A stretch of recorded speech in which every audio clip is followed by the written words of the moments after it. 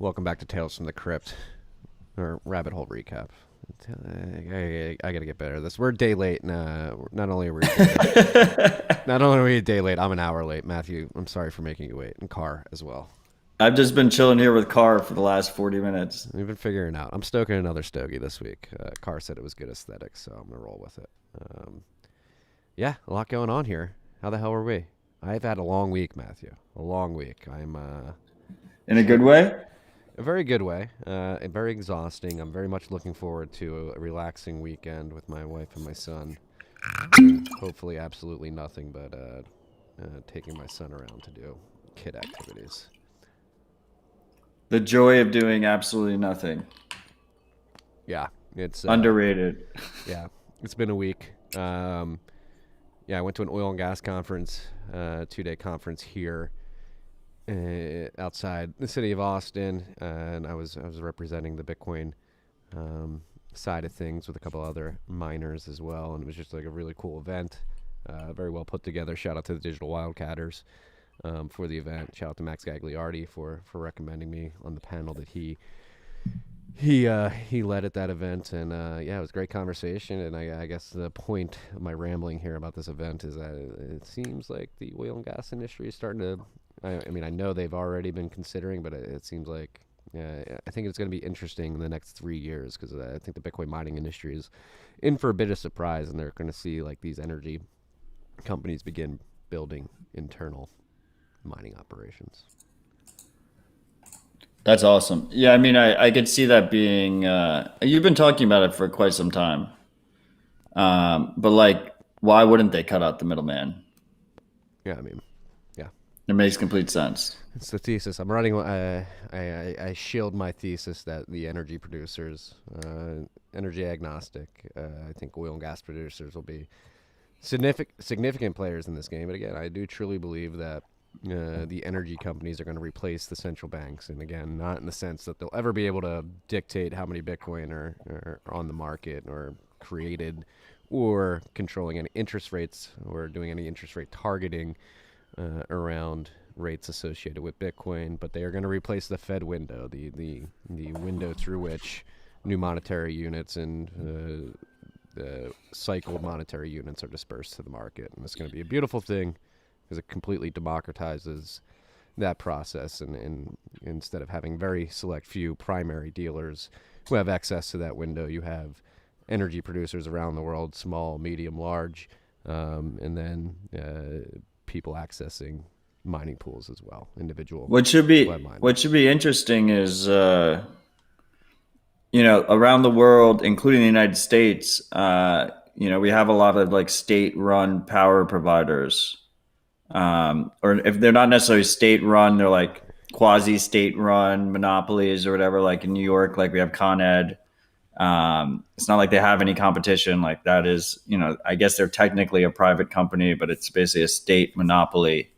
And in some countries, it's just straight up state run. And I wonder how like that dynamic ends up working out, where you have this, proper global free market in energy in terms of Bitcoin mining, and then it's going to go head to head with like one of the most controlled, regulated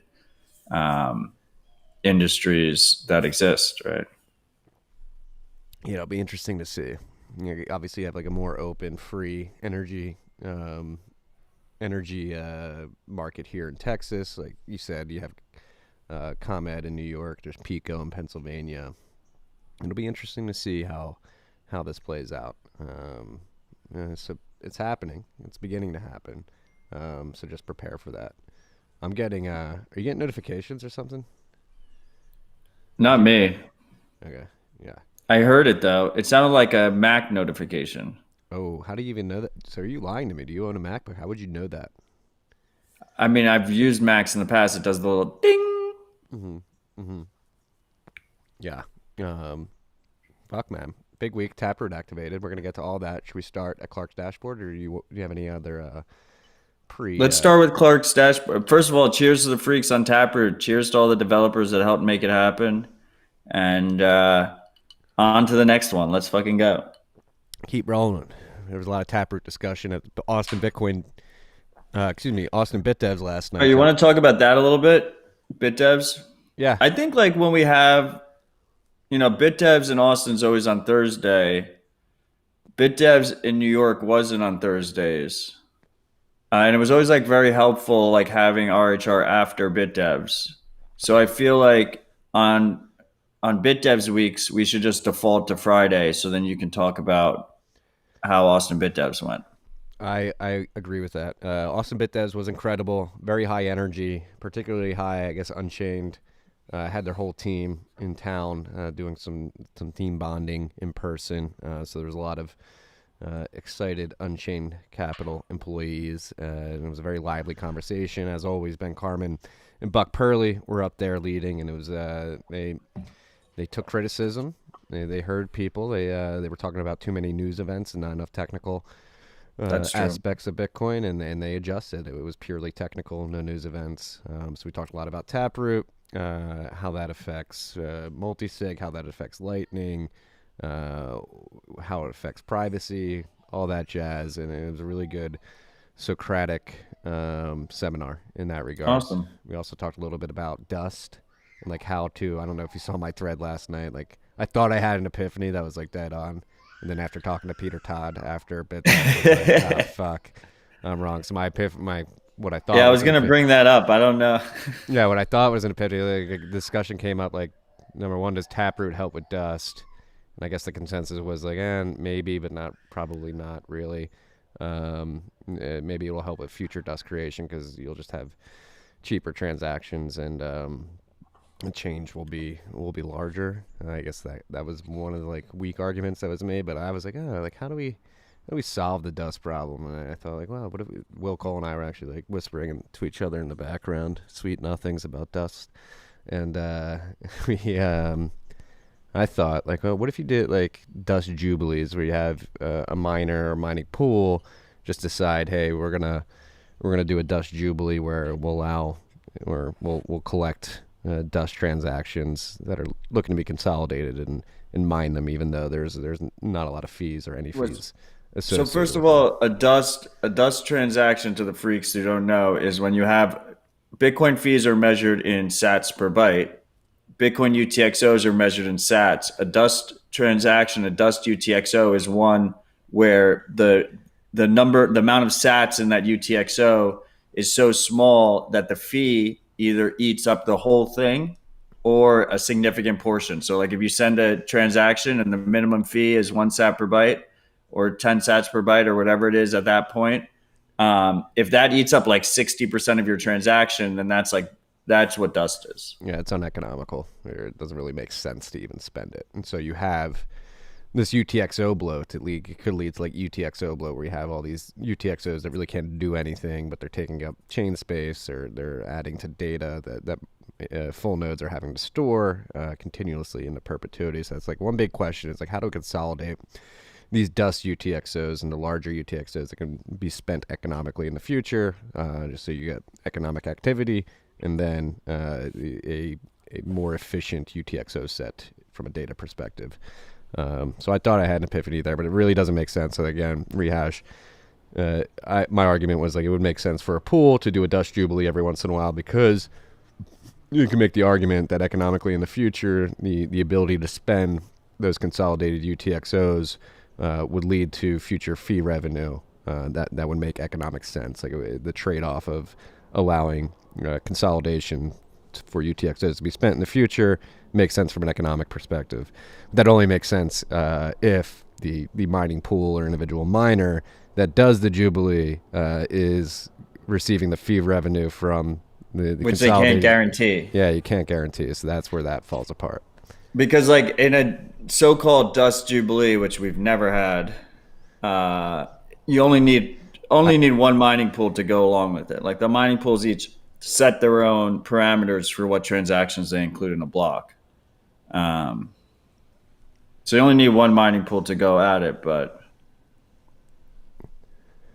there could be situations where like people pay like out of band fees. Yeah, so that But that was only works for people that have like if you're like an exchange, like we saw with Coinbase during the sustained high fee market in 2017, which appears that that was mostly an attack. It was mostly spam that was causing the fees to go up from the Bcash side.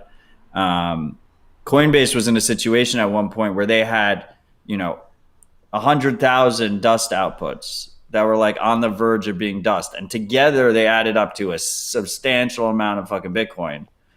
Like they could pay out a band to consolidate them all together, and it would be economically reasonable for both them and the miner. But like if you're just a humble pleb and you got 100 dust UTXOs that add up to like 5 million sats, like you're shit out of luck. Like I don't think you can organize an out of band payment to make that happen. Yes. So an out-of-band payment for you freaks who are unaware, there's I believe Amp Pool enables this and a few others. You can literally go to a pool and say, hey, I want to get this transaction included in the block. I'll pay you like via credit card out of band. So you'll get some revenue outside the block reward if you accept these. Or you can pay with them Bitcoin too. Yeah, you can do that as well. And so that, like, all right, like going back to like Dust Jubilee, like, and that's the conclusion I came to too. If it's actually going to happen, you probably need to do it out of band. And then like there's another game theory war game to like think through, like, all right, who would be incentivized to do that? Maybe the people with the dust don't have the capital to pay and incentivize a mining pool to do it out of band.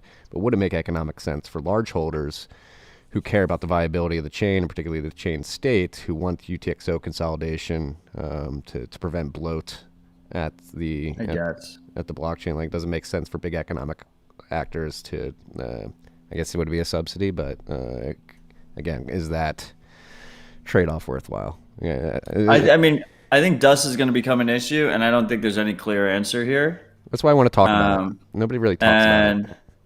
I mean, I think like people are going to try and come up with answers like after it becomes a problem. Mm-hmm.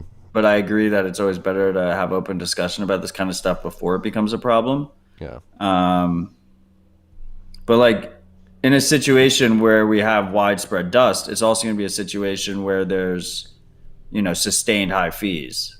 Yeah. And that's going to make it even more complicated, right? Because the miners are going to be just cleaning up in transaction fees to try and convince them to, do 10 or 20 blocks or 30 blocks uneconomically could be untenable.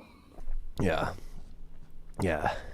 And so again, to another extrapolation on this dust conversation, so you freaks know, and if you listen to some of the conversations I had with John Carvalho in recent episodes, like, I hope everybody, like, it literally right now, as the way the protocol works, the way Bitcoin works, and the way UTXOs work, it is literally impossible for every human on Earth to own one UTXO.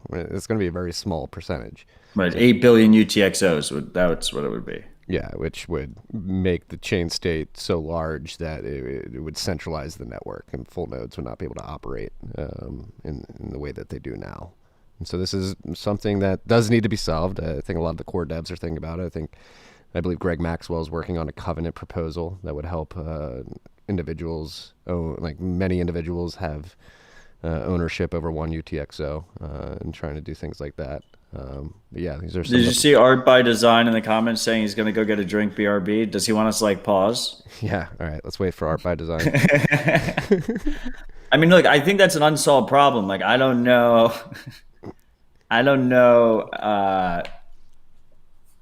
It's one of those things that, like, someone asked me, I think Rizzo asked me on the eve of El Salvador adopting Bitcoin as legal tender. He's like, is Bitcoin ready for this? And I was like, no. I was like, but Bitcoin was never going to be ready. You have to, the way Bitcoin works is like the limits get pushed and then we get prepared after the fact. It needs that distributed pressure to actually like force, improvements. And yeah, like we don't know where the stress points are until we hit the stress points. Ty, why the fuck are you laughing at us? Ty's LOLing at us. I think he's probably laughing that we said we were going to pause the show for Art. Again, like, and we saw this with the fees got high, like you mentioned, probably more due to a spam attack than actual economic activity in like 2015, 16, 17. And that sort of forced the issue of SegWit getting adopted. One thing that I think, I mean, it's debatable what was the cause, right? Because SegWit getting adopted kind of was the reason for the spam attacks, but SegWit also helped because they wanted bigger blocks, clear the mempool. But anyway, one interesting proposal, at least in the short term, that could work as like maybe like a Band-Aid plus, even better than a Band-Aid, is this idea of the Chaumian Cash Lightning semi-custodial wallets, the federated custodial wallets, where you have basically a multi-sig custodian, and then within the wallet, within that custodial pool, you have privacy from the custodians in a Chaumian eCash model, and then you can interact with the greater Lightning Network. So you could presumably, if that proposal actually comes to fruition and it looks really promising, I mean, you could have a mobile Lightning wallet that someone can just load up with, a million sats or even less, 100,000 sats, not worry about dust, pay the lowest fees possible because it's through Lightning, have pretty good privacy guarantees, even better than on-chain privacy guarantees, and interact with any other Lightning wallet and not even have to worry about that whole dust conversation. And on that note, I'm having Eric Sirion on Dispatch on Tuesday. So if that concept interests you, come join us. You beat me to it, Eric. I told you. Remember who reached out to you in July? Matt and I were racing to get him on either TFTC or Citadel. Congrats on winning that race. Well, you told me that it's going to be like 2 years until we see a mobile app, so we have plenty of time. We have plenty of time to keep bringing him on. Yeah, I'm make him a routine guest. I'm very excited for Minimint. I did not catch. He did a presentation at Adopting Bitcoin this week too. I did not catch that yet. I did not either. Very much looking forward to going back and looking at that presentation. I'm very excited for Chaumian E-mints on Bitcoin. I think they're going to be massive, as Matt described. They help on the privacy, particularly with Lightning Network. There's a bit of trade-off on custody, but again, it's a federated model, so it's better than one centralized third party running those. And now we will officially go to Clark's dashboard.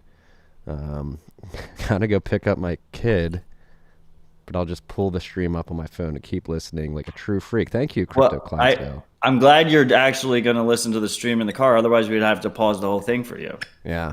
Hopefully your kid goes to school close, because that could be a long wait. The current price of Bitcoin, we've had a bit of a dump this week, is $57,640. Oh, God, of course, like the week after, I'm like, we're never going under $1 trillion. Of course, we're approaching it. We're at 1.09 trillion cuck bucks. Market cap, one cuck buck's going to get you 1,735 sats.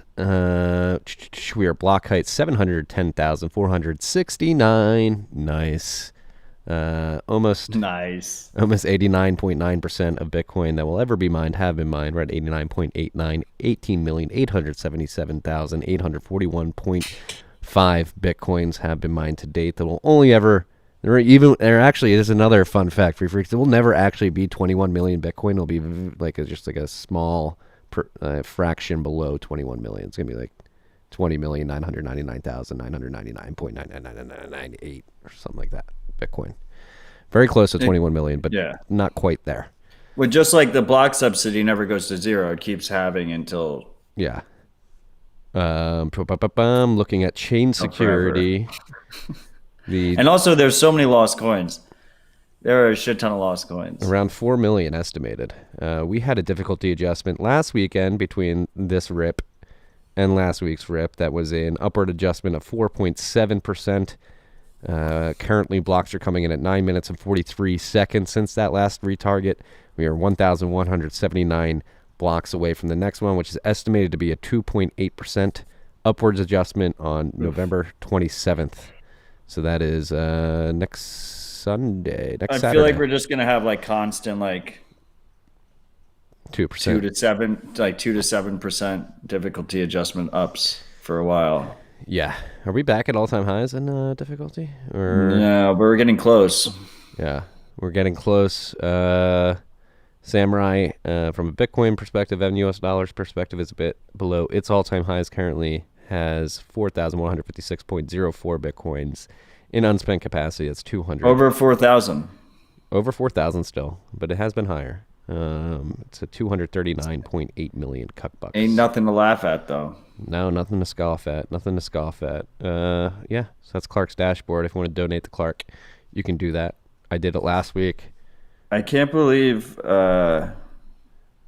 it's kind of fun that like people like there are people panicking over a dump to like $57,000. Yeah. Like I think Pierre said maybe like it was like 3 years ago now. Who the fuck knows?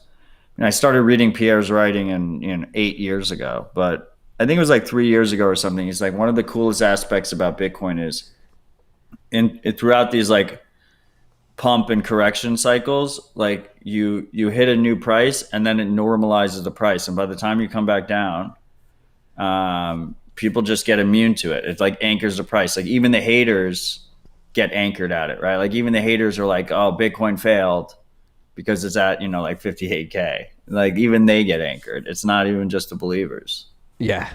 They're like, oh, look, it's crashing to 57,000. It's like, yeah, you were ragging on us when it was crashing to 1,200 too, like 5 years ago. Keep hating. Yeah, I guess this was a sell the news, or on what news? Like a lot of people like that. I had a few discussions about this last night. Apparently, a lot of people were saying like Taproot was going to be like a bullish. But we told catalyst. People ahead of time. Yeah. I was not expecting it to have any effect on the price. And then we had our boys at Trinity like message us like saying that we were like wrong-ish for saying like Taproot was going to take a while because Moon with 2 U's was really quick to add Taproot, so he was chirping at us. It was fantastic to see Moon add Taproot so quickly for two reasons. The number one reason is their whole wallet setup depends on multisig, so you get immediate privacy and fee cost, transaction fee benefits from switching to it. But also because the coolest part about Moon is you can scan any QR code in Bitcoin and pay that QR code. And since they added Taproot about an hour after it activated, that remains consistent. It remains the only wallet that I know of where you can scan any QR code, and it doesn't matter if it's a Taproot address, a legacy address, a Segwit address, a Lightning QR code, it'll pay it. Yeah. But that doesn't change my opinion that people that were expecting price pump, expecting immediate adoption, like you got to lower your fucking time preference. How many times do we have to say it? Is this TFTC or the Up and Smoke tour? Oh, Marty, you want to talk about how nicotine exists in cigars? Well, I think I deserve somewhat of an apology. Okay? I don't think you deserve an apology for that. Come on. Did you see the clip I posted? Well, yeah, I listened. I listened to the clip. There is nicotine in here, but yes, like in cigarettes and other tobacco, they add nicotine to jack it up. They add additional. So nicotine I was right to where I said I thought nicotine was an additive. It is an additive. You can add it. You thought there was no nicotine in cigars, period. Because I thought it was only an additive. I've only ever You're not getting an apology. No apology. Like a half apology? Like you were. No apology. If we had bet on that, I would have won the bet. I don't know about that. Because I'm correct. Like nicotine is an additive. We should have had Carr ready to go. Like play the tapes. Yeah. The freaks can go back and listen to last week. You clearly thought there was no nicotine in cigars. What day did you tweet that, Marty? I tweeted out. So Ron White. Oh no, you don't have to play that clip. That clip just says that nicotine's added to cigarettes. Like I did that 2 nights ago. Nicotine added to cigarettes. Cigarettes. You don't have to play that clip. It's an irrelevant clip. The TLDR is Mark. Do you disagree with my TLDR of it? No, but I think you guys are pouring on a little bit. I think I was directionally right. No, you were absolutely objectively incorrect. No, objectively I was half incorrect. Because I was like, oh, I thought it was just the additives, like they sprinkle more in, which is true. No. I just thought they didn't. Yeah. You were objectively incorrect. That's okay. Okay. Enjoy your nicotine. I am going to enjoy my nicotine. It tastes good on a cigar because there's less of it. As Norwal Tacos just said, they favor taste over over nicotine here. Yeah, I'm trying to find it right now. No, you don't have to find a car. There's going to be a shit ton of content between now and then. It's unnecessary. Actually, no. You go up top right media, top right block there, right under search Twitter. The top. I mean, right. you're just gonna watch Marty's boomer screenshot. Marty recorded. Get out of there. The video clip of his iPhone right below to it. record a see podcast. See the clip. 6 box. See the 6 box audio. media. Yeah. Top right. This one. Marty, this was the most boomer screenshot ever. I'm surprised you didn't pull out the video camera and just film your phone. I started smoking cigars when I quit smoking cigarettes, so maybe 20 years ago. You quit smoking cigarettes, but those little cigars you smoke, I think they're kind of cigarettes. You're jacked with nicotine, and I didn't know that because these aren't. There's more nicotine in one of these little things than there is in this whole thing. Really? Yeah. How's that possible? It's because they just jack them with nicotine. Nicotine is an additive. I mean, they add nicotine to them? They sure do you smoke them like a cigarette, or do you smoke them like a cigar? I don't even know. I mean, for years. Yeah. So how many? Yeah. I told you the clip was irrelevant.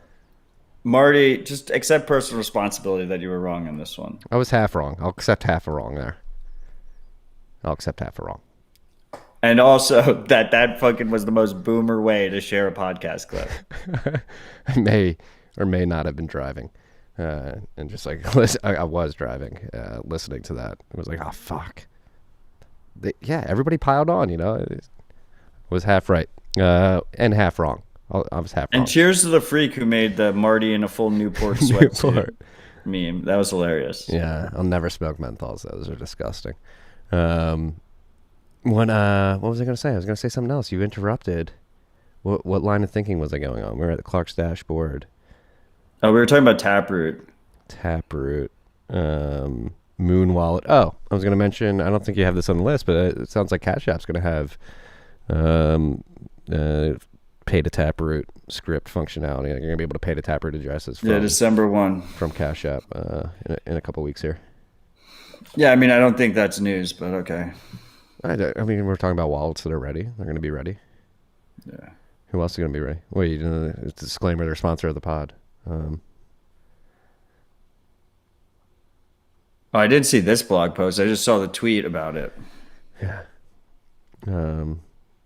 There's actually a decent amount. It seems like there's a decent amount of exchange and brokers that have added. You know what it is like this in this round, other than unlike SegWit, there's at least a few like competent exchanges and brokers that realize that if they're the first 6 to support it, then they get like additional publicity. They get additional PR out of it. But then I imagine it'll plateau a little bit. Yeah, you're seeing it here with Cash App and Moon. It's working. Yeah, but they like get out real quick, and then after you pass that initial point, there's gonna be a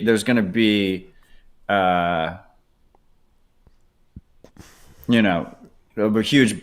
It's gonna take a while for the other guys to catch up and actually implement it. Yeah, TL Conscious is asking in the comments about is there any advantage to closing channels and starting PTLCs now? Like, I don't. Oh, I scared the shit out of people. You both did. Scared the shit out. You scared the shit out of people. I'm okay with slow rolling it. It's not PTLCs aren't even going to be ready, so don't like. Yeah, just listen to Marty slow roll it, and then when your channels are under the dust limit, you can try and close them then. Yeah. I mean, it's going to take time. I don't think you could even open a PTLC via Taproot and Schnorr right now. You can't yet. You can do it with an extended ECDSA signature, but it's a little janky from what I understand. I mean, look, if you have like under 20 channels or something, like you're fine. You can just deal with it in the future. Yeah. I mean, if you want to and for people that are running like larger routing nodes that have a shit ton of channels, that should be considering it. That was actually one of the topics at BitDevs last night. Roast Beef Lalu from Lightning Labs. He actually wrote a very in-depth email to the Lightning mailing list that he proposed three avenues by which we may transition from HDLCs to PTLCs. I don't know if we can find that before we wrap up this show, but we'll try to link to that in the show notes. It's if you're wondering how to do that, don't take it from us. Go listen. I think Lalo has better ideas on how a smooth transition may go.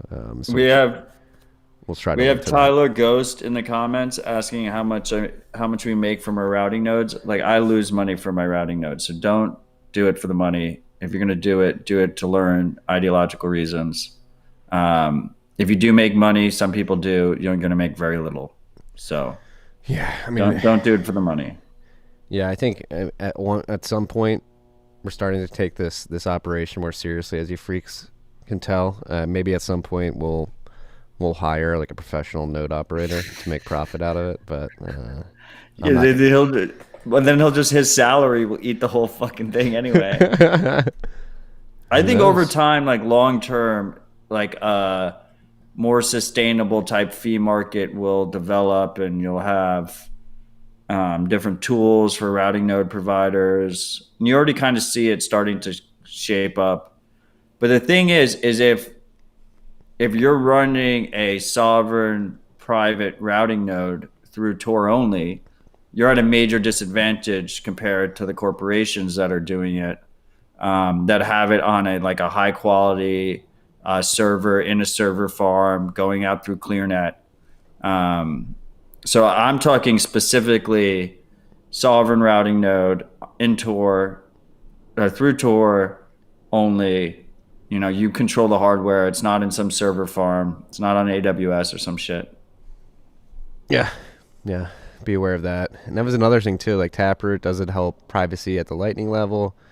Not inherently, because you still have to do like public channel opens. But Ben Carmen said there's ways to get around that. I believe Matt Corallo and Roast Beef had a back and forth thread that were discussing that. Like how can we ensure the Taproot makes. Well, it could help with private channels. Yeah, there's certainly private channels. But when it comes to public channels, you do have. You're literally broadcasting the UTXO when you open the channel. So yeah.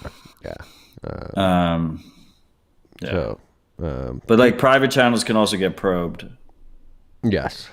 So that's not foolproof. These are this is just the beginning, freaks. It's just the very beginning. We got to. It's It's beginning. going to take some time. It's going to take a lot of time.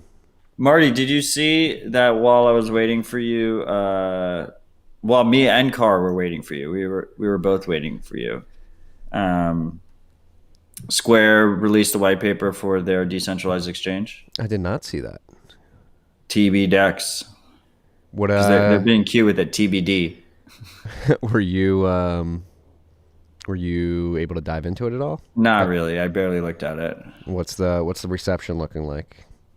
I didn't look at that at all. I was just chilling with Carr, to be honest. Okay. It seems like very high level right now. And they want to make it as flexible as possible. So some people, they had an interesting concept in there where some people, if you give up more information, so you're giving up more privacy and you're not using it as privately, you'll probably end up with a lower price because it requires less trust I just in want you the abstract. than if you if you try and use it in a more private fashion, you'll end up with a higher price. And they think there'll be like kind of decentralized market forces, free market forces that will like kind of find a balance in like what the cost is depending on how much private information you give. But they want to incorporate decentralized ID, DIDs.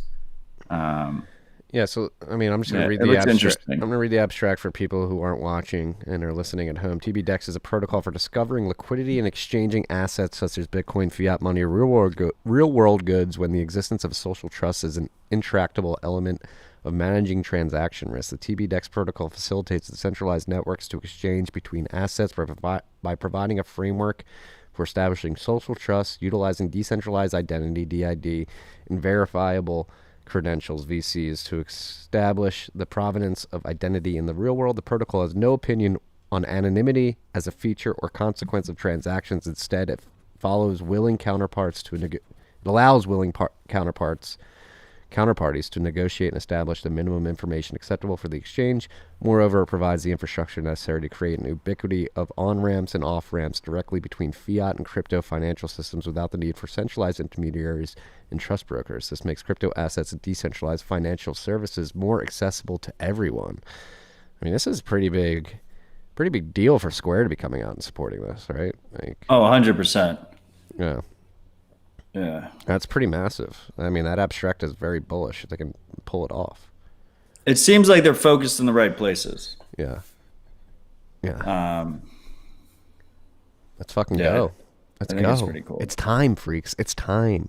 Hold up a mirror to these KYC AML policies and attack them straight on. Say, hey, we have the facilities and the technology and the ability to build systems. Well, hand up. Hand up. What were we gonna say? I mean, they could be applauded for this. It depends on how it's implemented or whatever. But this is KYC agnostic, right? So like you can be using it in a fully KYC cucked way, Yes. or you could be using it in a more distributed private way. And it's like up to the market to decide how they want to use the protocol. But the protocol basically scales in both directions. So you can use it, fully KYC'd as well, which is it's an interesting aspect of it, because you never see from the ground up any of these kind of protocols or projects try and tackle that. Basically, they always try and tackle the no KYC, completely private way. And then in some cases, especially on Ethereum, like in Ethereum dexes, they get hit after the fact by regulators, and then they have to kind of like band-aid it on top, like add KYC after the fact. Yeah. So this is like it's embracing that many parts of the world, many users of the product, counterparties of the product that are on either side of the trade will want, pretty stringent KYC, but also that there'll be users that won't. So it should be interesting to see how those play out side by side. I guess it's like Uniswap almost, right? What do you mean? I don't see the similarities with Uniswap. Uniswap has the open protocol, but they also like have the company that's implementing the protocol with KYC. Right. That would be different than my understanding of this. Okay. So with that, like Uniswap, the company is providing like a web interface to the protocol, and that web interface is centralized and is handling all the KYC data and whatnot, and preventing users from signing in. But with this, it's like on the protocol allows the two people trading, the seller and the buyer, to exchange that private information if they so please, but it's not going through a centralized entity. Okay, boss. So it's better design. It's different. It's a different trade-off model. Yeah. But it's at its core, like Uniswap pretended they were never going to block any users. They were never going to block any assets. And then they added it after the fact. This is like embracing it from the get-go. Like the buyer and the seller are deciding the terms, and the protocol should allow the buyer and the seller to do what they want to do. And that could be completely cucked, or that could be completely private. And there's going to be a scale there with different shades of gray, depending on what the buyer and the seller want to do, with different market prices based on supply and demand. Yeah. That's my brief understanding. I like read through it in like 7 minutes. Yeah. So we'll talk more about it as it goes. Well, regardless, I wish the TBDEX team luck. I'm very excited to see what they bring to market. More projects like this, please. I think they gave themselves a self-administered deadline to release the white paper today as well. So they stuck true to that. I like deadlines. Forces people to act, baby. Forces people to act. Speaking of acting, the SEC's not acting on allowing the Van Eck ETF to get through. Is Van Eck ever going to happen? Garber, like I feel bad for him, man. Yeah, the SEC rejected. Well, they have a futures ETF that went through, right? Was it Van Eck's? Are you sure? If they haven't had one go through already, they're going to have one go through. We were talking about this earlier. Like, I am super bearish on a spot Bitcoin ETF happening. Like, it's not a coincidence that after all these years, they finally allow a ETF, and it's based on cash settled futures that are completely cucked. The powers that be don't want us to see a spot ETF. And they have no good reason at this point. They just keep pretending they're protecting investors. But like, how can you be protecting investors if a spot ETF is strictly better? Well, the reason is custody than a futures ETF. At least that's what they're saying. The reason is custody. They're not Yeah, what? It's like better to have a product that doesn't own any coin versus a product that claims to own coin that might not own it. Ridiculous. Well, I think it's like, I don't even think it's like a rehypothecation thing. It's like they don't trust these institutions to secure Bitcoin private keys correctly. I think that's the argument the SEC is making when they're rejecting these spot ETFs. Yeah, well, I mean, I think it's it's easier to suppress the price and fuck around with cash settled futures, and the powers that be are going to delay a spot Bitcoin ETF as long as possible. Is it? And I don't think that people should be buying an ETF, period. I think they should buy Bitcoin directly. They should learn how to custody it themselves and use their own node. Over time, you can start by buying it directly. But some people will demand these ETFs. It's easier, especially for the boomers and the ultra wealthy and the institutions. And if they do, they should prefer a spot ETF. But they don't have that option available to them, so it's a shame. It's a perfect example of the clown world bullshit. Clown world, baby. Burdensome regulation pretending to protect you, but really just hurts the individual. Yeah. And there's like some really fucked up ETFs that are available. Like you can do like these like 3x short levered SPY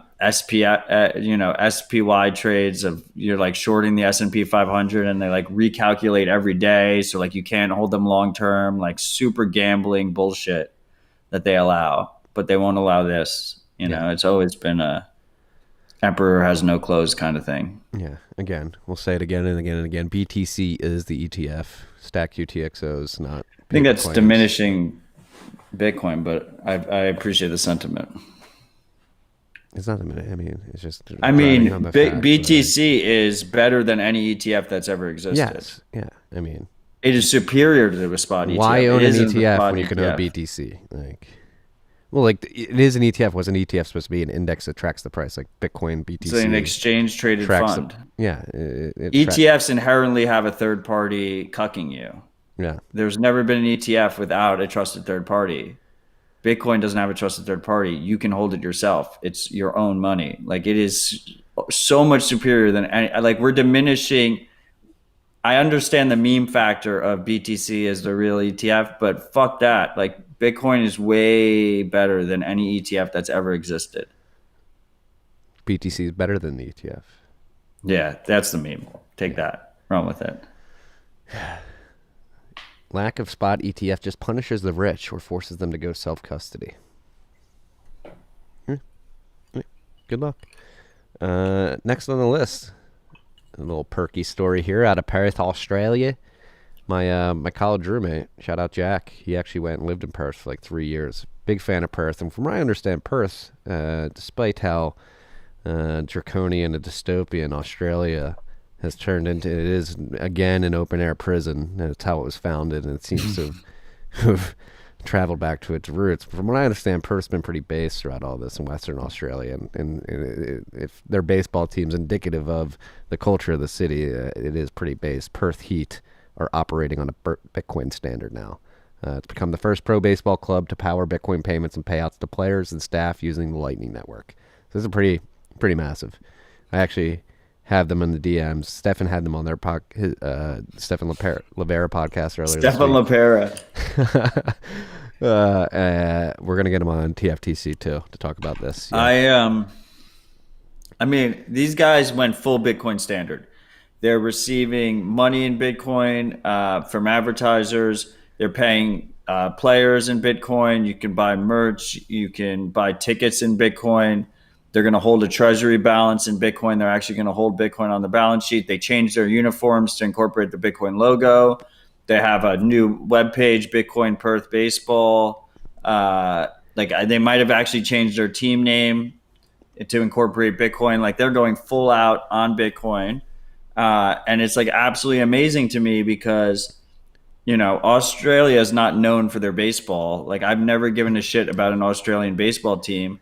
But meanwhile, I am super excited about this. And like crypto.com spent $700 million for naming rights over the next 20 years of one of the most iconic arenas in the world, the Staples Center. where the Lakers play and the Clippers play in LA, and I'm more excited about this than I am about that. So I would love to see I would more hope so. teams make this move. Yeah, it's gonna be. I'm always gonna call it the Staples Center. It's like But trying that's to. so funny because It's like when they rename the Sears fuck- Tower to the Willis Tower. Like I'll always call it the Sears Tower. Yeah, but like fuck Sears and fuck Staples. They're like the worst businesses ever. Like it's hilarious Well, it how makes that sense. becomes a thing. It makes sense. I mean, they're both out of business. Staples probably not yet, but probably. But like, do you not- think like not in close from the grave? you think in like 10 years when Crypto.com goes out of business, The Rug Pull Center. Yeah, that's great. and like someone else names the arena, there's going to be like kids that are like, I'm always going to call it the Crypto.com arena. Like, well, I have no allegiance to Staples as a Probably. brand. I have no allegiance to Sears as a brand, but here I am feeling like my boomer nostalgia where I'm like, oh, it's always going to be the Staples Well, Center. we had this happen in Philly. If you grew up in Philly, a lot of the concerts that you go to are actually in Camden, in this big outdoor venue. It started as Tweeter Center. I still call it the Tweeter Center to this day, but it's had like 5 names. Tweeter Center, Susquehanna Bank Center, and it's like something else now. But I'll always call it the Tweeter Center. Yeah, Boomer Uncle Marty's just gonna. Shea Stadium will always be Shea Stadium. Yeah, Yankee Stadium will always be Yankee Stadium. Oh, wait. They never sold out. yeah. Well, they're the Yankees. They don't have to. That's, No one has to sell out. None of these teams have to sell out. You think the Lakers need to sell their arena rights? They don't have to. It's just like peak fiat bullshit that these guys they can't handle like leaving some money at the table and they all sell out their fucking sports arenas names. Yeah, it is just shit like Crypto.com. Like that's a big brand. Like people actually got like FTX, Crypto.com, Coinbase. They're buying up a lot of real estate in the marketing sector. And I guess that's a good question. Like, do we need the Strikes of the world, Cash Apps, Rivers, like get on their level, Unchained, wallet providers? Like, are they going to need to develop marketing war chests to compete, or like does this stadium naming sort of throw the public in the wrong direction, and should we combat that, or does it? Well, how many people texted you the Crypto.com news? Quite a few. My mom. So sent many it to me. people. Yeah. And they were congratulating me. They were like, Matt, you made it. Look, like fuck Staples. Staples is replaced. I was like, no. 20 years. This is miserable. Yeah. TFTC curling arena. We're not big in Canada, so not no time soon. But it's like cheap entry point. Yeah. Yeah. What do you think? Do you think the Bitcoin only brands need to? I think fuck the naming, whatever. Like if FTX wants to have the FTX arena, Crypto.com wants to have the arena. Like yes, it'll make me cringe even more when I'm watching sports. It's already like, like sports, especially after 2020, like became more of like a bread and circuses type of thing to me as well. Same. So like I was already like kind of disillusioned about it. The NBA but I specifically think too. as hyper Bitcoinization continues, like we're going to have a lot of Bitcoin owners that are going to own clubs. They're going to own teams. They're going to own F1 teams. They're going to own, baseball teams. They're going to own basketball teams. And they're not going to fucking sell out their naming rights for fucking bullshit. Like they're not going to have their fucking arena named Twizzlers Arena or whatever. No. It gets fucking ridiculous. What is your arena going to be named? Matt don't know. Odell Citadel Arena? No, that's even worse. Like you name it after yourself is like, that's so bad. You're better off just selling it to Crypto.com at that point. Yeah. Mine's just going to be the arena. It's going to be The arena. You're going to have like the We're going to garden. the arena. We're going to the arena. The SAT station. I don't know. Yeah. I need to workshop the Foss Dome. That's a good. The Foster. There you go. I've already named it. Yeah, so that's happening. I'm sure we'll see more of this. It'll be interesting to see the Super Bowl commercials this year. How many under 3 crypto related Super Bowl Well, commercials. Brady and FTX are already one. They're already doing one. They've admitted it. So that's one. Crypto.com, if they're spending, Crypto.com spent $700 million on this, and they spent $100 million on F1. And 100 million on F1 was for one season, I believe, of F1. That's a hefty price The tag. 700 million is over 20 years, which still doesn't really lower the cost that much. Yeah, it shows the prestige of F1. You'd figure the NBA would be more. Well, so with F1, they like sponsored the league. So Yeah. every F1 race, there's like a crypto.com corner. And it just says crypto.com, crypto.com, crypto.com all over. Yeah. All right, enough crypto.com. Don't use that site, freaks. Don't give them clicks. They also have their own shitcoin. So it's like worse than just a regular. Yeah, and they got like they were like the second one to get like the symbol behind it after Bitcoin, right? Because they paid for it. Because they paid for it, but Bitcoin didn't pay for it. No, it didn't. Because Bitcoin can't pay for it. There is no leader of Bitcoin. I don't think I'll ever own a sports team. No, I would like to own a lacrosse. Lacrosse is going to overtake football one day, and basketball. I would own an F1 team. Okay, I can get down with that. If I was gonna own a racing team, would be cool. I'll go in on a racing team with you. Yeah, post. But it would also be cool. Like I'm really hoping just like my friend zone teams. Like I feel like it's like a boat. You know, like the best team you can own is your friend's team. Yeah, you don't even own it. You're just like, hey, you want to come? Yeah, just go hang to out every in the game. owner's Just box? don't fucking worry about it. Yeah. That was talking sports ball and TFTC. Next we got I dropped an episode, second episode in a month with John Carvalho earlier this week, and that was because he, in conjunction with Tether and the Bitfinex team, announced the launch of Synonym, a company that John and team have been working on in stealth mode for almost 2 years. They announced it at the Adopting Bitcoin conference this week, and they're looking to bring In El Salvador. In El Salvador, what'd I say? No, you just said Adopting Bitcoin. Yeah, and I just thought it's of note that it's in El Salvador. There's 2 conferences going on in El Salvador right now. Yeah, Adopting Bitcoin and LeBitConf. yeah, and so they're trying to create primitives and code libraries and ways to leverage the Lightning Network specifically to create things like tokens and do some unique things with private public key pairs and identity and all that stuff. So I haven't listened to you and John's episode yet. I've read the website. It's a Tether subsidiary. First of all, congratulations to John to finally having the public launch. I know he's been building up to it for a while. It seems to me the main goal of this company is to get Tether and other tokens on Lightning. Would you agree with that? I think it's certainly, I don't know if it's their main goal, but I think it's their top priority at the moment to get some product market fit. Yes. The single main goal of the company is to get Tether onto Lightning Network. And along with that, other tokens like NFTs and any other token you can think of. Well, gift cards. If you go listen to the episode, there's some gift card talk in there as well. But gift cards are just tokens. Yes. Okay, that's fine. But like that's what it is, which is, you know, there's utility in Tether. People use Tether all the time. If we had Tether on the Lightning Network, that would be massive to people who need access to black market dollars. So there's like clear product market fit there because people love Tether. Tether obviously already has, you know, massive third party risk that because they're like breaking US regulations. So if they get shut down, you lose all your money. But they've lasted way longer than I've ever expected. They've somehow been nimble enough to avoid US regulators. We seem to be playing nice with the regulators right now, like they're giving monthly audits or quarterly audits. Yeah, but they're still allowing dollars without KYC. Yeah. We're not endorsing Tether. We've never What? endorsed Tether. We're not endorsing Tether. I'm not endorsing Tether. Yeah. But that's the point of this company.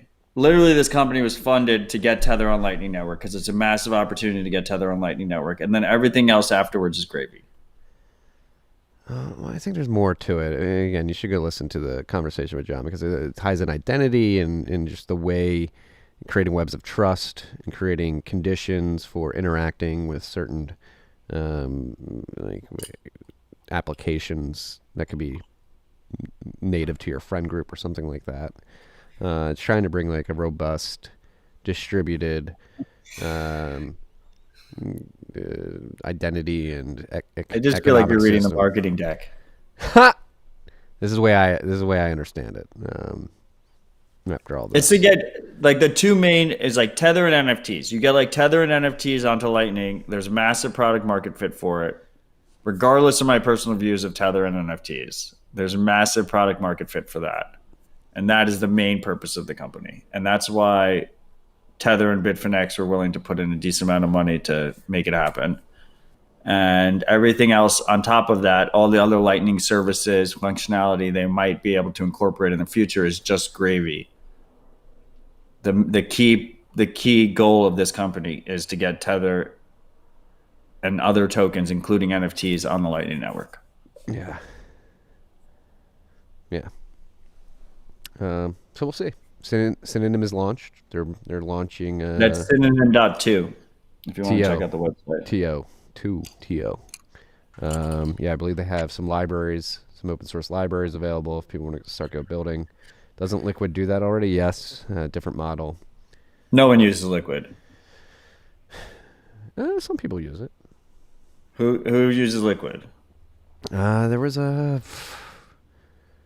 Wall Street Bets is making like a synthetic stock exchange on Liquid. I believe I saw that. I use the beefsteak index. There was a single person that paid for Austin beefsteak in Liquid. Yeah, there's not many Bitcoiners I know that use it outside of Blockstream folks. The beefsteak index tells you. It was down for a day and a half when I was at the HRF event in Miami, and like there wasn't a single person complaining on Twitter. No one was freaking out. Hey, maybe it just You can go to if you go to liquid.network, it's the mempool space instance of Liquid. And like if you send a transaction on Liquid while you're watching it, you're the only one in the block. Literally just you. Hey, it's there. Maybe it hasn't found its product market fit. Maybe people haven't figured out how to utilize it. Look, Zero transactions. Can you make that big, Car? Can you make it big? Fuck our faces. Get rid of our faces. Just make the whole. Don't fuck our faces, please. I don't have my face fucked. Look how empty it is. Look how empty it is. It's fucking ridiculous. Now scroll right. Scroll through the past blocks. Is that like a coin? Empty. Is that a Coinbase? Empty. Could that be a Coinbase Empty. transaction too? Yeah, the only transaction is the Coinbase transaction. Do It they goes have to blockchain. Do they have Coinbase transactions? That one has 2. Oh, that 3. one has 3. Wow, 3x the transactions in that block. It's worth it. I will give the caveat that it's they're 1 minute blocks, right? So they average 1 minute a block every minute. So obviously there'd be less transactions in each block, but still that's pretty bad. Yeah. Hey, it's there. It's working. Maybe somebody will find use for it. Doesn't seem like many people are using the synthetic stock exchange that the Wall Street Bets people are building. So we have Tyler asking, will the mini mint stuff be on Liquid? Now, the whole point of the mini mint stuff is to kind of bring the federated model that Liquid uses, but put it within a custodial wallet on Lightning so that you're able to interact with the greater Lightning network without having to worry about swapping between the two networks, because you can send and receive from Lightning. So the one of the key things here is basically moving that federated model of Liquid into a custodial Lightning wallet environment so it can just interact directly. Because right now, one of the biggest friction points of using Liquid is you either have to peg into Liquid, which is permissionless, or you have to use a centralized third party to swap into Liquid, like if you were trading for a shitcoin to go from Bitcoin to Liquid Bitcoin. And then you have to swap back out. So you have to move between the two chains because they're distinct chains. But if you put a federated environment within a custodial wallet, you add some Chaumy and eCash on top of it for privacy, then you're able to interact with the greater Lightning network. Every single Lightning wallet is operable with it, and without having to deal with those swaps in between. So could you implement Chaumy and eCash on Liquid? Probably. Yes. Yeah. But, maybe if they implemented it there first, they'd actually get some users. But would you even need it? They have confidential transactions. Like, why would you do that when you have confidential transactions? So confidential transactions are like kind of a step below Chaumy and eCash in terms of privacy. Chaumy and eCash has custodial risk, which is reduced by the federation element that Eric Sirion added to Chaumy and eCash. but it has better privacy guarantees than confidential transactions. Confidential transactions blinds the amount and the asset. So you don't know if you're sending an NFT on Liquid or Tether on Liquid or Bitcoin on Liquid, and you don't know the amount, but you know the sender and the receiver. Yeah. I would like to see, and I've been saying this for a while, and I've gotten called a shitcoiner for it, that I would like to see like a CoinJoin implementations on Liquid, because with CoinJoin on Liquid, you don't have to have equal amounts because the amount is blinded. That's the key thing confidential transactions does. But I'm 99% sure that the different federation members of Liquid are scared shitless that if they add like a privacy tool to Liquid, they will get hit by regulators because they're known entities running the network. FATF's going to come. Wait, is it confidential transactions isn't enough? Like that's not enough to get the regulators on them? Well, no. I mean, if you have confidential transactions and nobody uses it, like, does it really matter? Well, yeah, like why would anybody use the CoinJoin if they're not using confidential transactions? Yeah. That was enough Liquid talk for today. It doesn't matter. All this is bullshit because everyone's just going to use stacks. our stack show of the week from Matt Odell. He's getting paid under the table.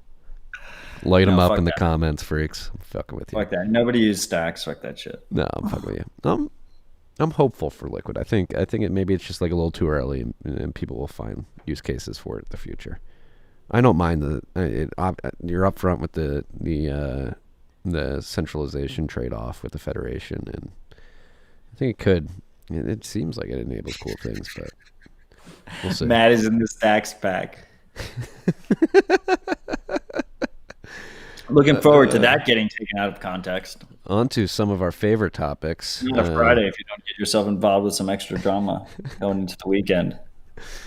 On to some of our favorite topics here, which is Bitcoin and regulations. Senators Wyden and Lummis submit a bill to restrict Bitcoin tax reporting rules in the infrastructure bill. And piggybacking on that, Senator Cruz, which I prefer, he submits a bill to repeal the Bitcoin portion of the infrastructure bill outright. So Senator Wyden and Lummis, they want more clarification and more clearly defined definitions of the language in the bill. And Ted Cruz just wants to scrap any mention of Bitcoin and cryptocurrency in the bill. I prefer the latter, but I'm happy both efforts are being made.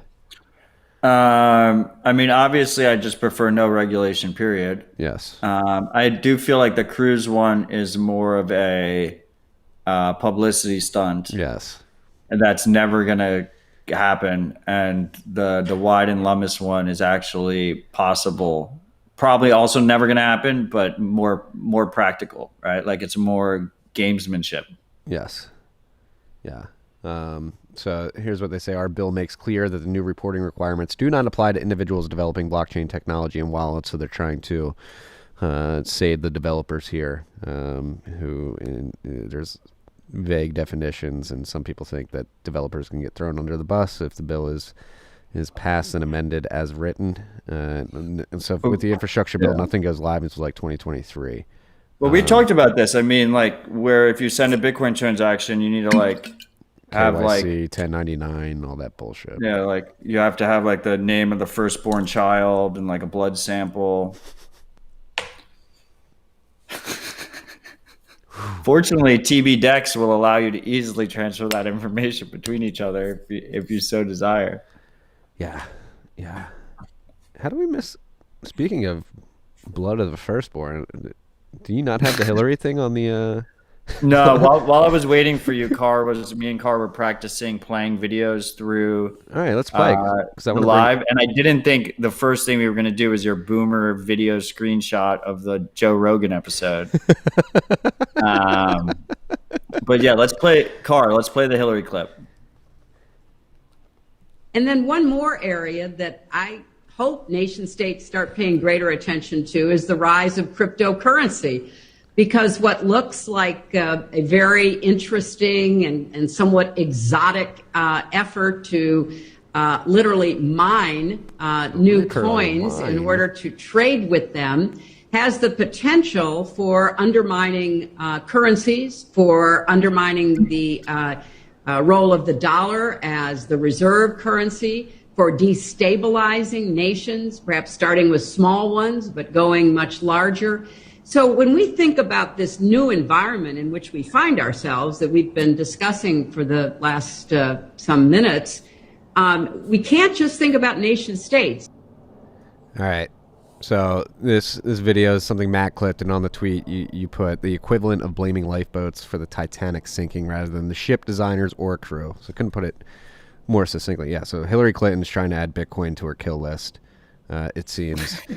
and I don't know if it's going to be, but this may be the only thing she can't kill.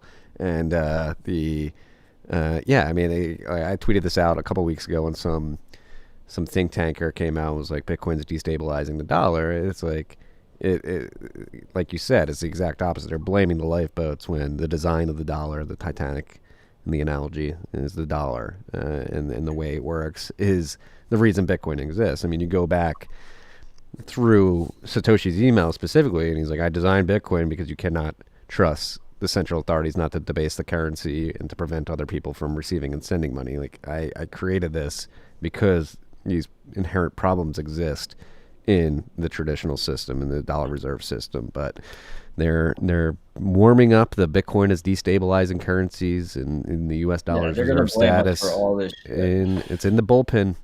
And it's funny, like, well, let's dissect. Like, one thing she said too, which is the complete opposite of what she said.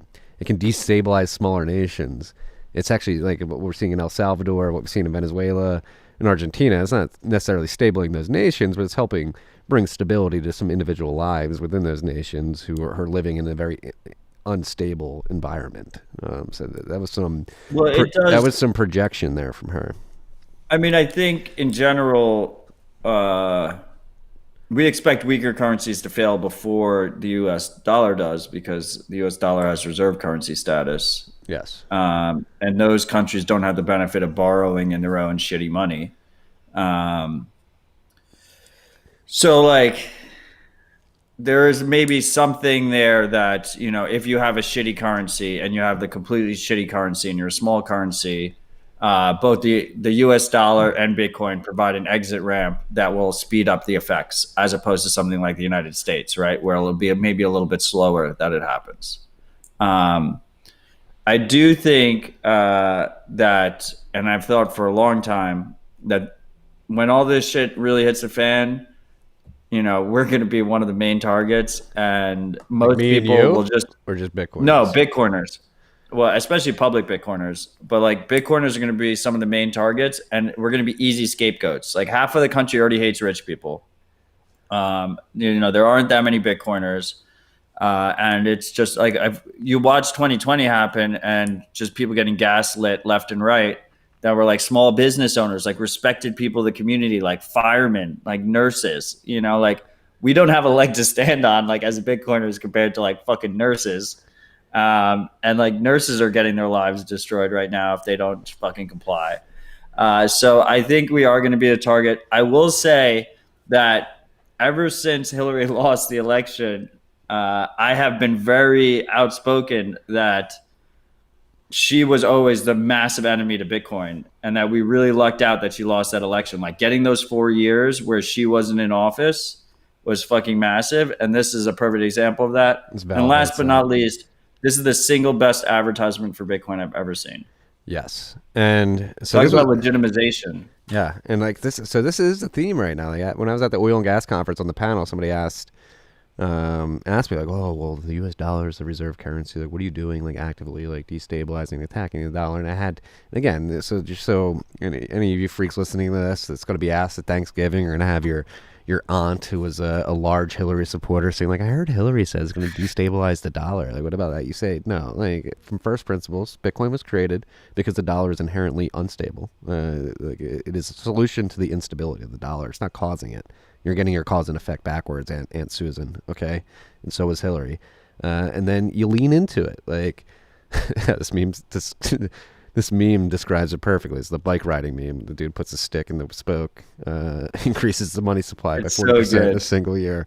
Bitcoin is destabilizing the U.S. dollar. And then, again, like, everybody's like, it's anti-American, it's anti-America. And I think what Bitcoiners, specifically over the last 2 years, have done a really good job highlighting that Bitcoin is probably the most true to American ideals out of anything that exists on the planet right now. It is the greatest extension of natural rights. It's even greater than the Bill of Rights. It's the greatest extension of natural rights since the Bill of Rights, and it far exceeds the Bill of Rights in the way it preserves your property rights and your freedom of speech in the form of communicating via monetary value. And it allows anybody to participate. Like it is open source. You can download the code, you can audit it, you can verify it. And that's like the weird thing again, going back to projection, all these people who are very close to the teat of the monetary system and the incumbent power structure are trying to project onto the world like their flaws. Like they are very destabilizing. They are not free and open. They do not allow you to audit them. They do not allow you to have any say. They pretend that you have a say with your vote, but we all know that's all bullshit at the end of the day. And again, this is a huge gaslighting projection campaign that's starting to warm up, and it's only going to get more aggressive from here. So it's important that we get out in front of this. That's why I'm very happy that we still have independent media. Thank you, YouTube, for keeping us on. Maybe the Hillary kill list comments. Thank you, BitcoinTV.com. Thank you, BitcoinTV.com as well. That's hilarious. Is your aunt the one as well? Because I have an aunt, and apparently Mike CRV also has the aunt. Oh, I've got many aunts. Yeah. Is it aunt or aunt? Aunt. It depends on what part of the country you're in. Aunt. I think I say aunt. I might say aunt. I say aunt. Aunt. I think I say aunt. But that's very northeast from what I understand. What, aunt? No, aunt is very northeast. So I'm trying to. I think I say aunt. Daria says I just aunt said too. aunt though, so who the fuck knows? I say, hey, what's up, Aunt Nancy? I think that's what I'll say. Hey, Aunt Nancy, if you're watching, I doubt you are. What's up? Classic Marty just doxes his aunt. How do you know? Auntie. Yeah. Yeah. Again, point is, they're warming this narrative up in the bullpen. I'm seeing it more and more in the press. It's been energy FUD, and so they're going to combine the energy FUD with the destabilization of the currency FUD, and they're gonna engage in a full-on frontal attack from the narrative perspective on Bitcoin. It's destroying the environment. It's destroying the dollar. But we're here to help educate and get the information out there that this is nothing could be further from the truth. Like, Bitcoin is the lifeboat. Thank God we have Bitcoin. Without it, these policies that are inherently destabilizing to these currencies would still be going on, and we would not have any alternative. Maybe gold would be the only one, but that would be a very shit alternative in today's day and age. So thank God we have Bitcoin. Don't let these people control the narrative. Get out in front of them. Hold up a mirror to them. Call out their hypocrisy and explain to everybody these people are projecting their flaws onto Bitcoin. You heard it here first, freaks. Bring a mirror to Thanksgiving dinner. And Hold out Susan, and then tell him Marty from Tales from the Crypt sent you. we're gonna get like a fucking video of some freak. That'd be great. Thanksgiving We dinner. should sell branded Tales from the Crypt mirrors. Just merch, add to the merch. Yeah. You just pull it out, and like not only do they see themselves, but it also says subscribe to Tales from the Crypt on the top. Yeah, these are my tips for a fun thing. You know what? This Thanksgiving, we're going after the family. We're unabashed.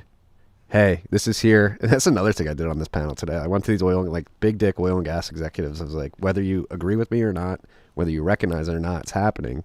You can get on or get left behind. Like, I don't care. It was like a Satoshi to Dan Larimer. Like, if you don't get it, I don't have time to explain it to you. It's happening. You can either get on the boat or stay on the Titanic, okay?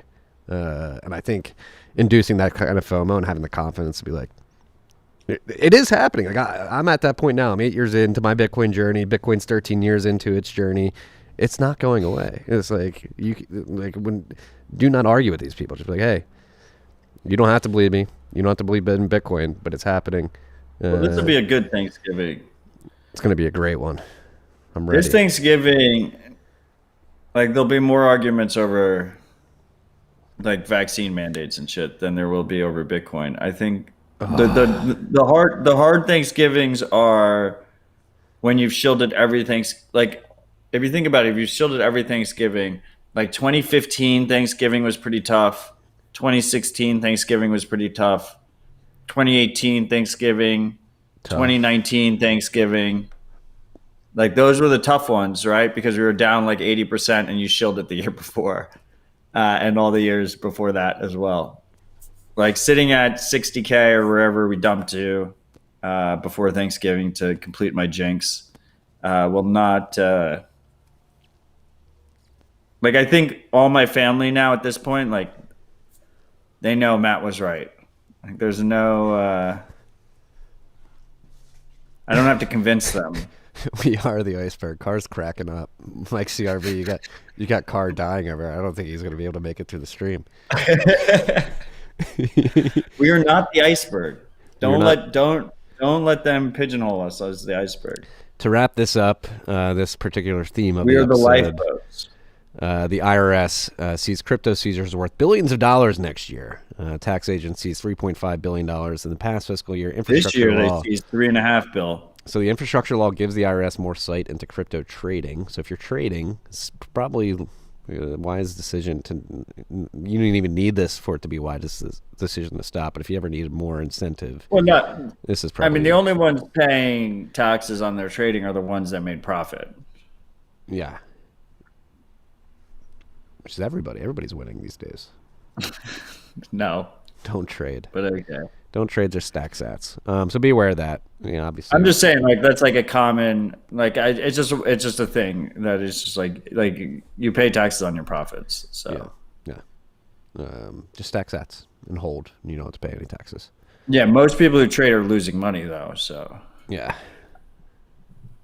On the shout outs and like I imagine, like I've never tried. I've just like taken my lessons like a man when I was a young Bitcoiner and I lost money trying to trade. Like I don't think like if you go to the IRS, you're like, oh, I lost this money on like fucking Shiba Inu or some fucking shit coin. Yeah. Like they're not gonna accept your losses. They'll only take your gains. They won't take your losses in this fucking space. Yeah. BWin 2424. Hey, Love thank you you, for freak. commenting. Hey, we love you too. Speaking of freaks, we've got a shout out, and of course, the shout out wanted to be a timely one. Last week, this freak guy, it was not on our fault. He sent it while we were live, and I didn't make it to my desk. Here it goes. Hello, gentlemen. Glad to see Car on the team. Matt and Marty, thanks for cultivating this community and sharing your knowledge. I write you from my hometown of Jackson, Mississippi, where we have struggled to get past Grant and Sherman, burning our benevolent city to the ground, not once but twice during the War of Southern Independence in the year of our Lord 1863. In modern times, Mississippi is the nation's biggest welfare state, most obese state, least literate state, and has the most babies born out of wedlock. However, I believe Mississippians are a resilient, anti-fragile people, and we stand ready for this peaceful monetary revolution. This brings me to the main point. Our first Jackson, Mississippi Bitcoin meetup is next Thursday, November 18th. This is the last night. That was yesterday. At 5:15 at District Sliders and Brew in historic Bellhaven. Find us This on is the the second meetup time app. we've done this shit, Marty. Well, no, this is their fault, and they admitted it on Twitter today. You can find the tweet. There's tweet receipts. Find us on the Meetup app at JXNMISS, M-I-S-S, Bitcoiners. And join us Thursday, November 18th at 5:15 at District Sliders and Brew in historic Bellhaven. Soli Deo Gloria, Mississippi. None of this Matt. matters. Mississippi Matt. Soli Deo Gloria. The sun. The only. I mean, you're literally reading something that is outdated now. I know, but I'm trying to get this Latin phrase. Soli Deo Gloria. Show it to Car. Maybe Car can read. The Soli Deo Gloria. I mean, as Latin or Well, anyway, something to the glory of God. cheers, Jackson, Mississippi freaks. Glory to you- God alone. Glory to God alone. That's what it means. We owe you a shout out specifically. This wasn't your fault, Marty. This was their fault. They admitted on Twitter today. Said they got it That's in cool, while because we. Marty didn't take personal responsibility for the nicotine gate, so I don't know. If, Well, if this is here true. we have receipts. We recorded last week at 2 p.m. Central. We started recording. This transaction was accepted on 3:25, so we're an hour and a half. Was into it the on podcast. chain? It was. Was it on chain? I mean, but we were supposed to be Yeah, it live was- yesterday. it was If we were lightning. live if we were live yesterday at like 3 p.m., Yes, then we would have been been out in time. Yeah. But anyway, Jackson Freaks, we appreciate you. I love that you guys are starting a meetup over there. Let us know through. I don't check my DMs anymore; they're completely overrun. Through Keybase or Telegram or Threema. If you go to mattodell.com, all those contact information there. I'm happy to. We'll give you a free shill before your next one. Check it out, freaks. Last shout out, second shout out of the week. Only 2 this week, and this one got me pretty bummed out, but I'm happy that the freak wrote in so we can all learn a lesson here. What the heck? My wife just... She just sent a shout out in to let you know? She just sent me a picture to say I look terrible. This weekend I got scammed out of Bitcoin while highly intoxicated, and again the next day. Someone joined our Bitcoin meetup chat room and impersonated one of the people I know and trust in DMs. Drunk me didn't think twice that it was possible. Oh, that's fucked. The person was not who I thought it was. Happy to help with the short-term liquidity needed. The next day, I didn't feel the need to check my assumptions, and they convinced me to buy mining hardware that they could host for me in Texas. Oof. This is not easy to write. I never thought I'd be foolish enough to fall for something like this. I've always scoffed at elementary phishing attacks thrown my way. I hope these sats didn't die in vain, and this message might at least help one freak out there. I look forward to hearing Marty say, beware freaks, after this shout out. To my attacker, I love this show. To my attacker, you are beautiful and you are loved. This troubled world needs your talents for good. Beware freaks. There's scammers everywhere. They're trying to get your coin. And always, if you are going to help somebody out with some Bitcoin liquidity, at least do like a video chat with them. Be like, do you really need this? Pretty much all of us have been scammed at some point or another, so don't beat yourself up too much, freak. But all you other freaks, like, you really need to be aware out there. Like, there's like 1 million people impersonating me and Marty. They'll message you. They'll ask you how your trade's going. They're getting better at it. They are getting better. There are some that are very smart about it. Yeah. How's your trade going is the best open line there. And you need to just be very careful, because like everyone wants your Bitcoin and they're just gonna fuck around with you. So be a little bit paranoid and cover your 6. He didn't sign that, right? We don't know who that was. Yeah, it was an Anon freak. But I appreciate you, freak, for sharing that story. I mean, like I said, we've all been scammed at some point or another. I've been scammed many times. And that's how you learn. It's an expensive learning experience. I have something that's not a shout out, but I saw it on Twitter, and I just wanted to shout out to Elsie Huddle and his grandma. His grandma passed away of shit. A blood vessel burst, I believe. And she seemed like a legendary lady. So shout out to her, and cheers to Elsie Huddle. Condolences, Elsie Huddle. I'm sorry to hear that. Call your grandmothers, freaks, because they're still around. Call your grandparents. It's a reminder to myself, too. Grandmom, if you're listening, I hear you call.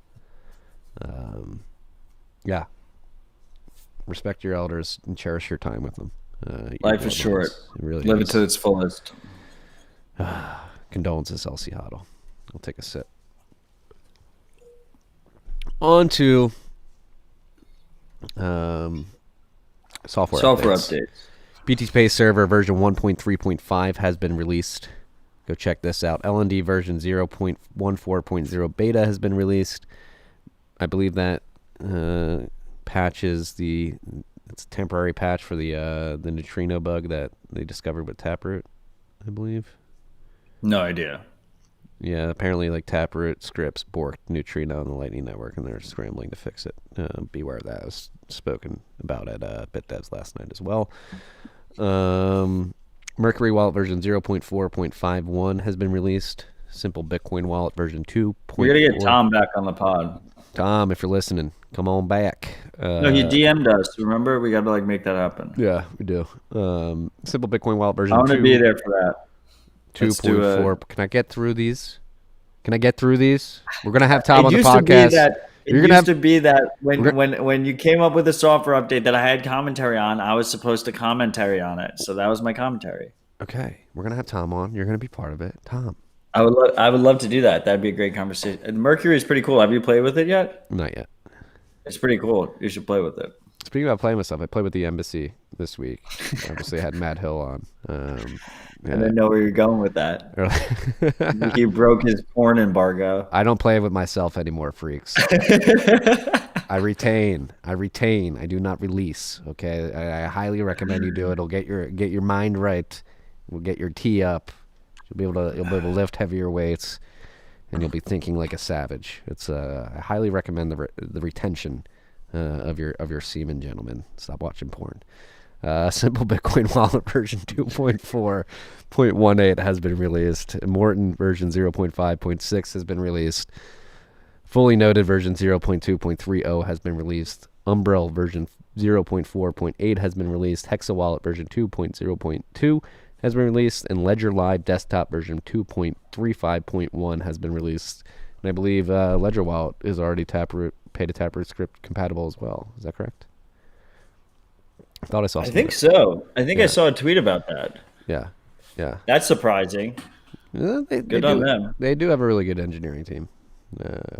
I mean, they support like 1,200 shitcoins. Yeah, it's a shame. They don't even have like proper multi-sig support. No, yeah, you get that was one thing, like the Unchained guys, when they were making Caravan, they like had to work specifically with Ledger to like have this retention member. There we go, Ty. Yeah, like with Caravan, like they had to work closely with Ledger because Ledger devices would throw like this weird, scary warning when you were setting up multi-sig via Caravan. Focus on the Bitcoin stuff, Ledger. Prioritize it at least. Maybe if you're not going to focus on it, prioritize it, please. More squirrels than liquid transaction per block. This is true. Squirrels are big here too. I think the squirrels on a retention plan as well. They got huge nuts down here in Texas. I don't know what's going on, but they're very very particular with their nuts in more than one way, I would say. Galoy down on the list. Bitcoin banking for communities. Lessons learned from El Zante. I haven't read this. Have you?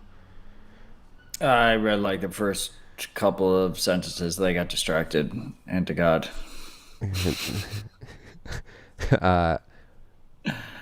They're learning a lot of lessons down in El Salvador, obviously. I respect the fuck out of them. So I've heard good things about this piece. Yeah. I need to read it. I have not read it, but it was important to shout it out. So that's why it's on the list. Yeah. We got a lot of nut jokes going on right now. Hiding nuts until December is very low time preference. This is very true. It's very low time preference. Retention is low time preference in many more ways than one. So this Galoy blog post goes into the lessons they're learning in El Salvador. And again, like I've spoken with the Ibex Mercado guys who have been part of that rollout. I've spoken with some great Bitcoin Beach guys. Also great. They're really testing the limits down there. It's really cool to see the edge cases that are coming to light based off the I mean, they straight up just moved fast and broke a lot of things. Yeah. Which is like, hey, again, like we were saying with the on-chain protocol stuff, it's similar to Lightning. Like we're gonna test these limits. We're gonna see how it works and architect around that. Well, it's nice because on Lightning you can actually iterate pretty fast and you can break things and not have like catastrophic failure, right? But on chain we need to be as conservative as possible with the actual protocol. So it's a nice balance. It looks like some intense yoga there. It's like a trap workout. Where we had here last but not least, Reason had a mini doc on the environmental impact of Bitcoin. It's a great little 6-minute, Cryptocurrencies like Bitcoin are terrible for the environment. It's an extremely inefficient way of conducting transactions. It's a way to both hide dirty money and destroy the environment at the same time. The environmental attacks on Bitcoin are best understood as a strategy we can pause it by here. economic media. We don't have to listen to the whole thing. We're not going to listen to 6 minutes of it, but I appreciate it. Should we? Would the Reason guys appreciate that?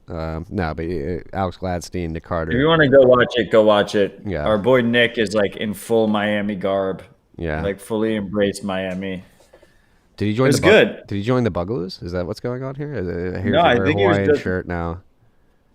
I mean, I think there's like a lot of overlap in the clothing styles of the Bugaloos and The Miami scene. and Miami. Yeah. Yeah, he's just He's just in full Miami vibes right now. Yeah. Well, I mean, I think we should, and we've done this before, but I never mind doing it again. Shout out to the Reason team. They've been putting out incredible content as it they're pertains to killing Bitcoin it. for years.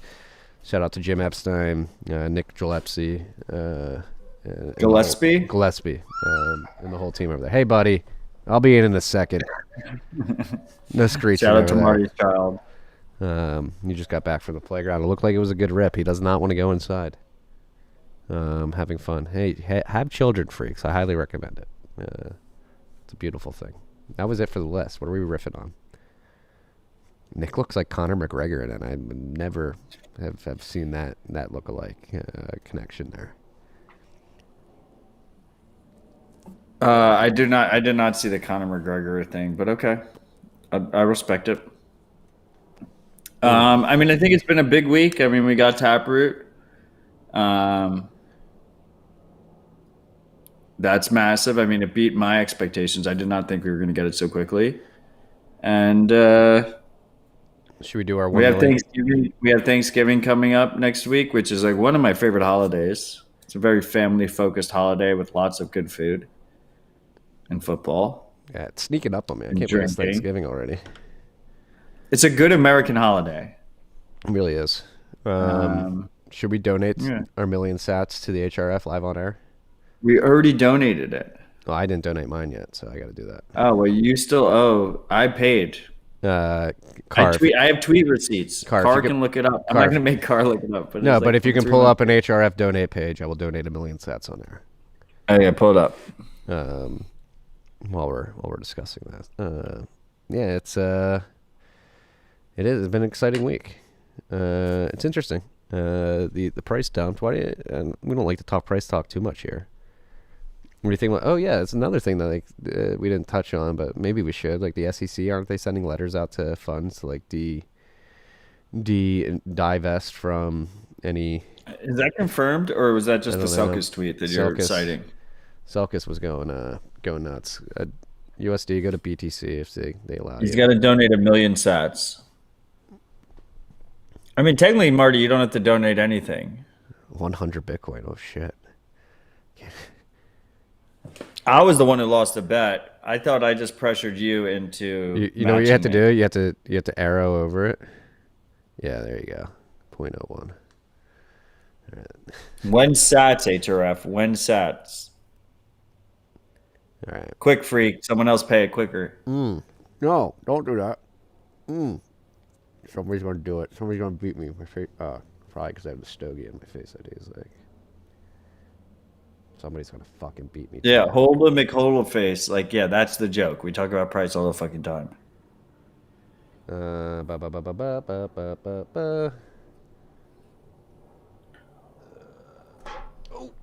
Is it Huddle or Huddle? I think it's Huddle. But I just pronounced it Huddle. Ah, fuck. I did not pick my fee right. All right, boom. Evidence. How much? What you paid it on chain? Yeah. How much fees did you pay? Like 120 sats per byte or some shit? Let's see. Nope. ETA, I think I paid 2,366. Fuck, I overpaid. Fuck. Anything over 1 sat per byte is overpaid. Yeah. All right, live on air. HRF. I won the bet, but still donating. Well, technically we both won the bet. No, I won the bet. I know, but like I got Taproot. Yeah, I'm happy to pay 1 million sats for Taproot. Yeah, but I won the timing of the bet. Okay. But it was a win-win bet for me. I either got Taproot or 1 million sats. Speaking of bets, I know you haven't been around in a while, but Murad, you still owe us dinner. Murad owes me such an expensive dinner at this point. You owe us dinner, Murad. If you're listening, I miss you. He owes us a steak dinner. You owe us a steak dinner. There was also one bet on the table for like a trip to Tahiti that I was like, no, we're not doing that. You remember that? Yeah, I do remember that. Yeah, he would have lost that bet too. I wouldn't be traveling to Tahiti with a family. Sounds terrible. With a young Not child. if someone else pays for it. Yeah, you'd have to pay for a private escort there. We're back at 58K. Back at 58K. Yeah, I mean, dedicated freaks. If they want to go back, like you go back and you listen. Like there is maybe 8 or 9 episodes where like I argue with Murata about staying humble and stacking sats versus trading. Like that's some classic fucking discussion right there. No comment.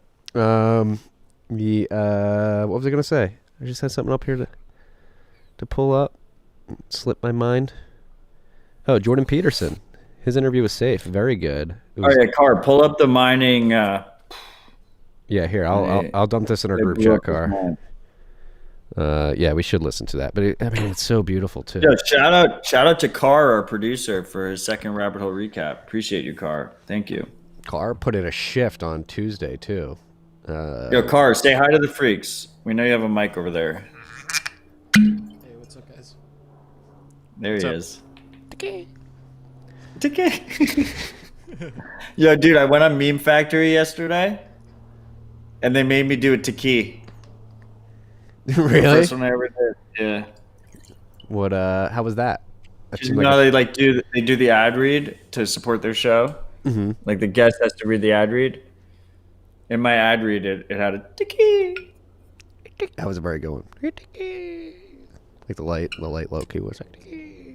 It was fun. I love those dudes. Yeah. But with Bitcoin. Safe does a great job of orange pilling people. Can we make this big?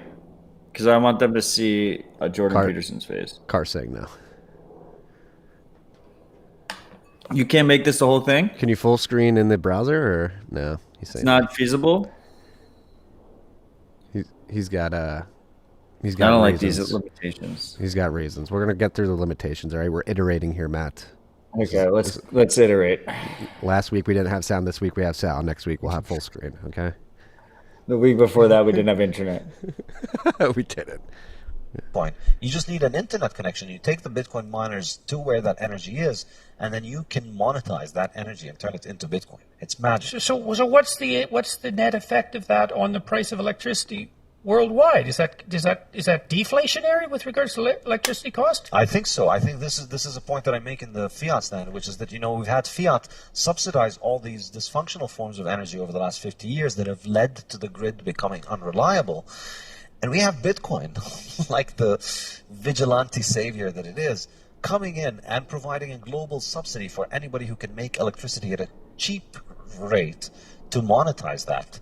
And I think, well, not only at a global subsidy, but so interesting, because not only you could go to where the energy is cheap with virtual certainty that you're going to make more and more money as the value of the Bitcoin increases by investing there, assuming that the value of Bitcoin is going to continually increase, which is a logical presupposition if it's as stable as is claimed, and it's finite in the way that you're describing, and increasingly widely accepted by vast numbers of people. So it's also an investment that's you just had like multiple mind blowns over time rather than decrease. So it takes some of the uncertainty out of investing in like nice smiling cheap electricity generating processes that are geographically isolated. I just can't believe that's true. It's amazing that I think I must be misunderstanding, because it seems that you can move the value of the electricity magically without any of the problems of transportation. Yes, exactly. Yes.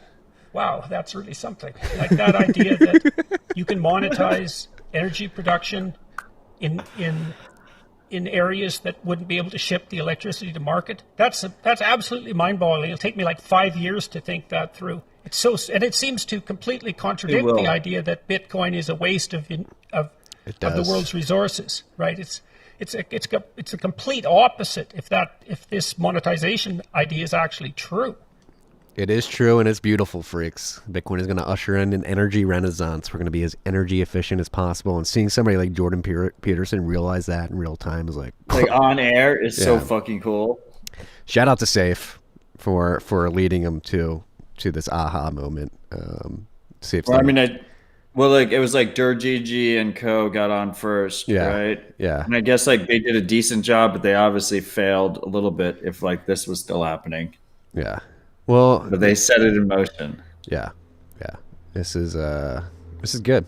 It's good to have people like this on our side. And we need to win the minds, freaks. We need to win the minds. We have people like Hillary Clinton. She's trying to add Bitcoin to her kill list. We need to get out there and get to the minds before these people do. Well, it doesn't matter. Yeah, Bitcoin is literally mine. It's going to succeed. It's not. That was another thing we should have called out. It's literally mine. Like what does that even mean? Yeah, what do you even mean, Hillary? Yeah. We're going to win the minds. We're going to win the minds, freaks, because we have the truth on our side. That's what you have to remember. Bitcoin is objective truth. We have the truth on our side. The people that we're fighting do not. They are liars. They are creating instability. They are stealing your purchasing power via inflation. They are stealing your life force. And they're making terrible decisions that are making us less energy secure, less food secure, and less secure from a monetary aspect. They are projecting their faults onto Bitcoin. Do not let them. Hold up the mirror, call out their hypocrisy. We're going to win. Bitcoin's not dying. It's not going anywhere. They're going to try to kill it. They're going to be unsuccessful. But I would like to get in front of these narratives so we just don't have as bad of a low as they could potentially create. So this is why we have this show. That's why we have the newsletter. That's why Matt has Citadel Dispatch. That's why we're here, freaks. Jacob's asking how Murad's doing. Murad is doing well. He got humbled by having his fund get absolutely blown up. But he's doing well, and hopefully he'll be back soon. But he's taking the personal responsibility hit hard, and he seems to be building back from that. Yeah, I won't say better, but he's just building. back. I got stuck in the meme. I prefer that build back better than he's building back better. Yeah, like I just didn't want to say it. Freak, they just pushed a build back better infrastructure bill, like these World Economic Forum Davos class That's tropes. what I'm trying to avoid. It's literally, it's out in the open. Go listen to the Whitney Webb episode. They don't want to build back better. They want to build back a prison that you get pushed into. All right? Don't let them. Buy Bitcoin. Build Bitcoin. Use Bitcoin. Educate people about Bitcoin. Before we wrap this up, next week is Thanksgiving. Oh, shit. What are we going to do? Yeah, we have to coordinate with Carr, too. Car, you in town? Are you traveling for Thanksgiving? No, I'm staying local. I'll be local. I can do Wednesday. Can you guys do Wednesday? I can do Wednesday as well. Yeah, I can do Wednesday. Okay, so we'll do Wednesday. We'll do Wednesday for Rabbit Hole next week. Should I dress up like a turkey? Yeah, Marty's going to dress up like a turkey. You already did first. Oh, I'm not going to go the other way. I'm not going to dress up like a Native American. No, you already promised you're going to be a turkey. Okay, I'll be a turkey. That'll be funny. If anybody has good turkey costumes they want to send me, hit up my DMs. Especially if you're in Austin. Yeah. Hit them up. Fuck, am I going to be wearing a turkey costume on Wednesday? Maybe. Tune in to find out, freaks. Thank you for tuning in this week. We love your support. Thanks for the shout-outs. Thanks for the interaction in the live chat. We're going to blow this up. We're 2 weeks into a producer. This is only the beginning, okay? We're going to inject everything with sats. Car, remind me to put your Lightning Network public address into the sat splits. We're sat splitting officially. We've got it going on perfectly. Car is going to get sats. DJ, our developer, is going to get sats. Matt and I are getting sats. And the apps supporting the podcasting 2.0 ecosystem are getting sats as well. This is the value for value model that Adam Curry is bringing to the world of content distribution. And it's a beautiful thing. Stay humble, stack sats. Peace and love, freaks.